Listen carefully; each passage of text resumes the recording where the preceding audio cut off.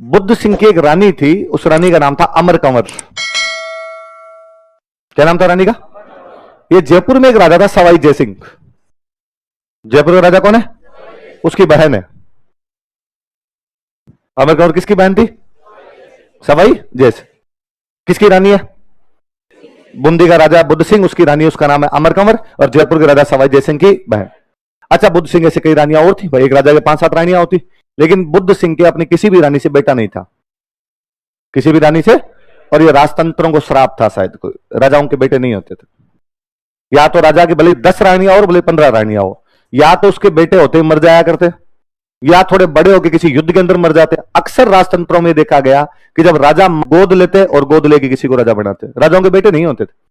मैं हमारे जब लोकल की कहानियां सुनता हूं, दादाजी ने कहानियां सुनाते हैं कि अपने बीकानेर में 26 पीढ़ियों ने राज किया था। राजाओं की पीढ़ियां राज कर गई कि 13 गोद आए। 13 क्या आए थे? गोद आए थे। मुझे जयपुर वाले याद है, जयपुर वाले लास्ट 5 राजा गोद आए थे। किसी के बेटा ने फिर गोद लिया, इसके बेटा ने फिर गोद लिया, इसके बेटा ने फिर गोद लिया। लास्ट 5 पीढ़ियां लगातार गोद ली थी इन लोगों ने। तो लास्ट में जो सबसे लास्ट वाले राजा थे यहाँ पे, वो थे सवाई मानसिंह सेकंड। सवाई मानसिंह सेकंड, जिनके नाम पर अपना एसएमएस हॉस्पिटल है, एसएमएस स्टेडियम है। तो सवाई मानसिंह सेकंड के बेटा हुआ।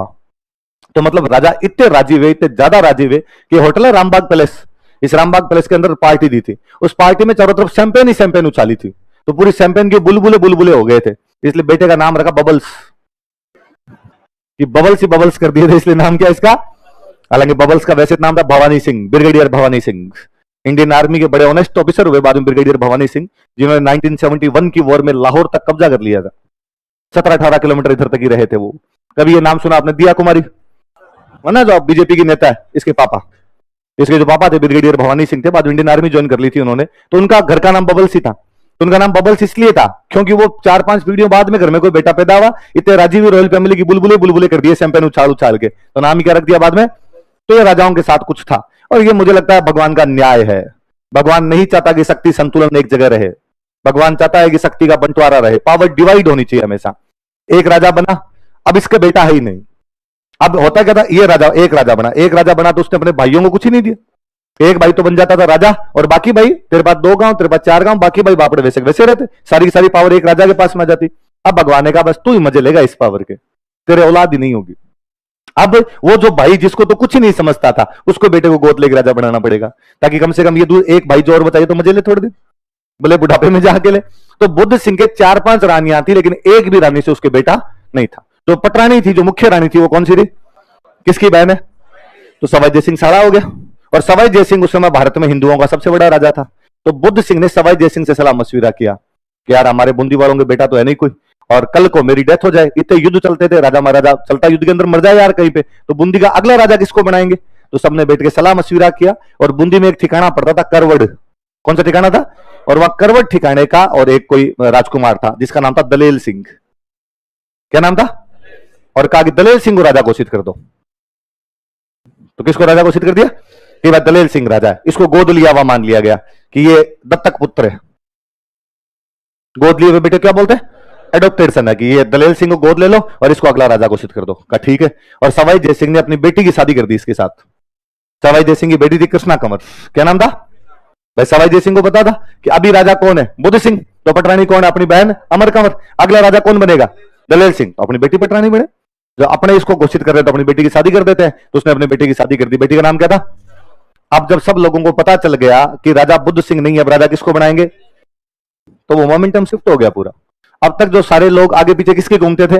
बुद्ध सिंह। अब वो किसके आगे पीछे घूमे? अब जब सबको पता कि जब इतने दिन तक जब बुद्ध सिंह के पास में पावर थी, तो पटरानी कौन?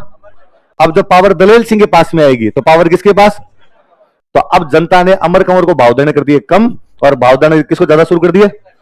उगते सूरज को सलाम है। सबको पता था अमर कंवर के दिन जाने वाले हैं, पटरानी तो कौन बनेगी? कृष्णा। ये इन दोनों बुआ भतीजे में लड़ाई होगी। बुआ भतीजी इतने दिन तक चलती थी अमर कंवर की, अब बूंदी में किससे चलने गई? और ये अमर कंवर को ये बहुत बुरा लगता था। अमर कंवर को लगा रहा काल मरी आज भूतनी होगी, मतलब ये बताइए कि क्या करना है क्या नहीं करना है।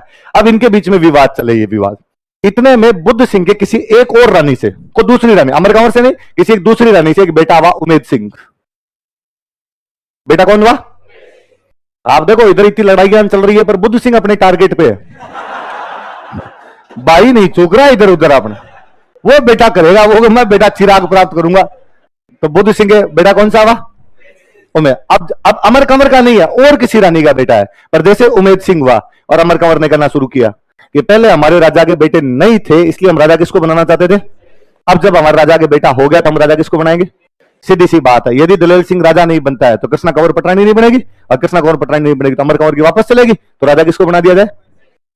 उमेद सिंह। ये बात पता चली सवाई जय सिंह को कि बूंदी वाले आजकल कह रहे हैं कि हम दलेल सिंह को राजा नहीं बनाएंगे, हम राजा किसको बनाएंगे? उमेद। उसने कहा मैं टांगे तोड़ दूंगा बूंदी वालों में। लोग सवाई जय सिंह कहते हैं मुझे राजा बनेगा तो मेरा जमाई बनेगा, इसके अलावा और कोई। अब हम और को लगा अब क्या किया जाए? बूंदी वालों की औकात नहीं कि जयपुर वालों से भिड़ ले, सवाई जय सिंह बड़ा राजा था। तो अमर कंवर बुलाती है मराठों को। किसको बुलाती है? और मराठों का एक सेनापति हुआ करता था मल्हार राव होलकर। सेनापति कौन था? और अमर कंवर मल्हार राव होलकर को मैसेज करती है कि तू मेरे धर्म का भाई है और तू हमारी सहायता करने के लिए आ, और तू हमारे उमेद सिंह को बूंदी में क्या बना के जा? राजा। मराठों का एक ही काम था, पैसे लेके लड़ना। उनके कोई दीन धर्म नहीं था, अपना सपना। वो पैसे लेके किसी की तरफ से लड़ लिया करते। मल्हार राव होलकर आया, उसने कहा बताओ क्या करना है? तो अमर कंवर ने कहा कि तू भाई मेरा धर्म का भाई है और हमारी तरफ से राजा किसको बना दे? उमेद सिंह।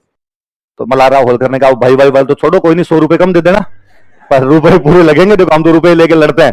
तो लड़ना किससे तुम ये तो बताओ? तो लड़ना तो सवाई जय सिंह से। तो मल्हार होलकर ने कहा वापस वापस बताना किससे लड़ना है? तो सवाई जय सिंह से। वो तुम्हारा रियल भाई है।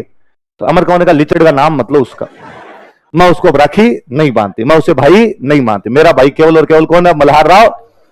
मल्हार राव होलकर ने कहा ठीक है। अब मराठे तो कह रहे हैं राजा किसको बनाएंगे? उमेद सिंह। सवाई जय सिंह कह रहा है राजा किसको बनाएंगे? बूंदी में उत्तराधिकार संघर्ष हो जाता है। क्या हो जाता है कि उमेद सिंह राजा बनना चाहिए, राजा कौन बनना चाहिए? दलेल सिंह। पर जब तक सवाई जय सिंह जिंदा रहा था उसने राजा किसको बना के रखा? दलेल सिंह। उसने कहा राजा ये रहेगा। पर जैसे सवाई जय सिंह मरता है, मराठे राजा किसको बना देते हैं? कोई आपसे पूछेगा कि बूंदी के कौन से राजा के टाइम के अंदर वहां पर उत्तराधिकार संघर्ष हो गया था? बुद्ध सिंह। उसके कौन कौन से 2 बेटों में हुआ? दलेल सिंह और उमेद सिंह। दलेल सिंह बुद्ध सिंह का कैसा बेटा था? गोद लिया हुआ। और उमेद सिंह कैसा बेटा था उसका? वास्तविक। दलेल सिंह को सपोर्ट कौन कर रहा था? सवाई जय सिंह। और उमेद सिंह को सपोर्ट कौन कर रहे थे? मराठे। बूंदी राजस्थान की पहली रियासत थी जिसमें मराठे राजा बनाने के लिए आ गए थे। मराठे इससे पहले भी राजस्थान को तंग करते थे, लेकिन पहले वो केवल टैक्स वैक्स लेके चले जाते, जबरदस्ती से टैक्स ले लेते, गांव को लूट लिया करते, ये काम किया करते थे। पहली बार मराठे कहीं पर राजा बनाने के लिए आए थे तो वो रियासत कौन सी थी? बुआ भतीजे के चक्कर में बूंदी में कौन घुस गए? मराठे घुस गए, वरना मराठों को मौका नहीं मिलता। तो बूंदी राजस्थान की पहली रियासत है जिसके आंतरिक राजनीति में कौन आ गए थे? और महिलाओं का ये विशेष गुण होता है ईर्ष्या, है ना, जेलसी। जेलसी वाला गुण महिलाओं के अंदर कूट कूट के भरा होता है कि नहीं होता है? फिर क्यों बताओ? देखे होता है ना? हाँ, अरे झूठ बोलती हो तुम, नहीं होता है। और मैं तो कहता हूं यदि किसी महिला में ईर्ष्या का गुण नहीं है इसका मतलब उसमें महिला होने की गुण ही नहीं है। होने चाहिए। महिलाओं में गुण नहीं होगा फिर मनोरंजन होगा कैसे दुनिया का? ये जरूरी है और ये तो पक्का होता है।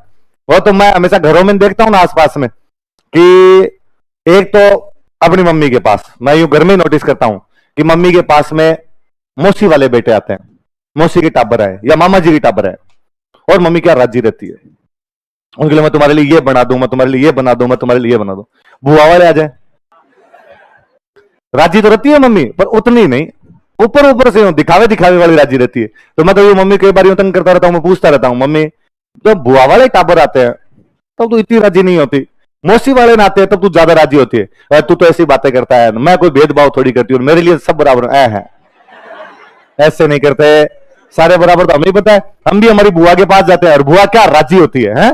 बुआ मतलब बार भाग भाग के अरे भतीजा आया है मेरा, तू रुक जा, आज रुक जा, तू ये खा ले, तू वो खा ले, सब यूं करती है। वही हम मामी जी के पास जाते हैं, कहते हैं आ गया बैठ जाए इधर चाय पिएगा, बनाओ रे चाय बनाओ, आ गया अभी है भाई रे। फर्क मेरे को साफ साफ दिखता है ना, तो ऐसी बातें नहीं करनी चाहिए। या मत वो शादियों में देखता हूँ कि शादियों में क्या करते हैं, आजकल के टाइम होता नहीं लोगों के पास में, पहले लोग क्या थोड़े टाइम हुआ करता था, आराम से शादी ब्याह अटेंड किया करते थे, अब टाइम होता नहीं, तो बहन बेटियां भी एकदम टाइम पे आती है ना भाई। आप हालांकि अपना कर्तव्य बनता है, घर में शादी हो तो बहन को 15 दिन पहले फोन करते हैं, भाई तेरे को तो 15 दिन पहले आना ही है, पर बहन ही कहती है उधर सामने से नहीं मेरे तो टाबर छोटे हैं, स्कूल जाते हैं। कोई गांव में फिर वैसी बातें होती है कि मार तो गा दूध ही कौन दे मेरे बिना, कातल जैसी मारे तो भाई ठीक है तुम्हारे गाय का दूध निकालो, तुम कब आ जाओगी? तो भाई तुम्हारे शादी है उससे 1 दिन पहले आ जाऊंगी, 2 दिन पहले बांध बैठेगा तब आ जाऊंगी वैसे। अब वो 1 दिन पहले तो आई, और इधर से जैसे ही बीननी घर के अंदर आती है वापस सब लड़कियां तैयार हुई, अपने अटैचियां संभाल के रखती है हाथों हाथ, हम जा रही है हम जा रही हैं। तो अब जब रवाना होती है तो सबको कपड़े देने पड़ेंगे, उनके हस्बैंड साथ में आए हुए उनको भी कपड़े देने पड़ेंगे। तो घर वाले महा चालू होते हैं अपने इस मामले के अंदर। अब लड़कियां सारी आई हुई, चाचा जी की बेटी भी आई हुई, मामा जी वाली भी आई हुई, बुआ जी वाली आई हुई, और बातें सारे वैसे करेंगे कि बहन बेटी सारी बराबर है, कोई अंतर नहीं है, हम तो सब बुलाते हैं। हाँ ठीक है। अपने वाली भी आई हुई बाद में। अब सबको सूट देने, अब पता है कि सबको सामने दिए तो सबको एक जैसे देने पड़ेंगे, तो अपने वाली को चला के कहते हैं बाद में। बाकी सबको वहां बिठा रखा, भाइयों को बेस पकड़ा रहे हैं, उनके हस्बैंड के तिलक निकाल निकाल के किसी को सूट दे रहे हैं, किसी के रुपए पकड़ा रहे हैं। अपने वाली भी वही खड़ी है टची लेके, और उसको घर वाले कहते हैं कि भाई एक दिन और रुकनो पड़सी, देख बीननी नई नई आई है, कल देवी देवता धोखने जाएंगे, कोई एक बहन बेटी तो साथ में रहे। वही फर्जी बातें करती है उधर से, नहीं नहीं मेरे टाइम नहीं है, मेरे सासू बीमार है, वापस जाना पड़ेगा। घर वाले कहते एक दिन तो कम से कम पार लगा हमारी तरफ से। वो फिर कहते चलो आप ज्यादा ही कह रहे हो तो मैं एक दिन रुक जाती हूँ। जानती वो भी है कि आज इनके साथ जाएंगे तो अच्छे कपड़े नहीं मिलेंगे, कल अलग से जाएंगे तो अपने क्या मिलेंगे अच्छे। और फिर दूसरे दिन मम्मी नहीं अलग से निकाल के वो तेरे खतरी ले आया। अरे भेदभाव आप बचपन से कूट कूट के भरते हो और बाद में कहते हो भेदभाव किस बात का। पर वो ये सही है, ऐसा थोड़ा थोड़ा चलता रहना चाहिए, है ना, तो यूं जिंदगी सेट रहती है, वरना निरस्ता आ जाए यार जीवन के अंदर। तो भेदभाव, ये भेदभाव सही है। तो लड़कियों तुम भी इस भेदभाव को करना, कंटिन्यू रखना, ये भेदभाव आगे जाओ तो, है ना। तुम भी यूं पियर वालों से अलग अलग सूट लेके जाया करो, क्योंकि चाचा जी वाले तो तुम्हें सूट ढंग के देंगे नहीं, तो खुद वाले पापा ही देंगे, तो वो लेके चले जाना। तो वो अपने ये देखने को मिलता है। तो यहाँ पे सेम बात थी कि अमर कंवर और कृष्णा कंवर तो बुआ भतीजी है, उसके बावजूद इस बात पे दोनों की बंदी बंद हो गई थी कि बंदी में चल किसकी रही है। वहां पे किसकी चलने लग गई थी, कृष्णा कंवर की। और इस बात पे नाराज कौन रहोगी,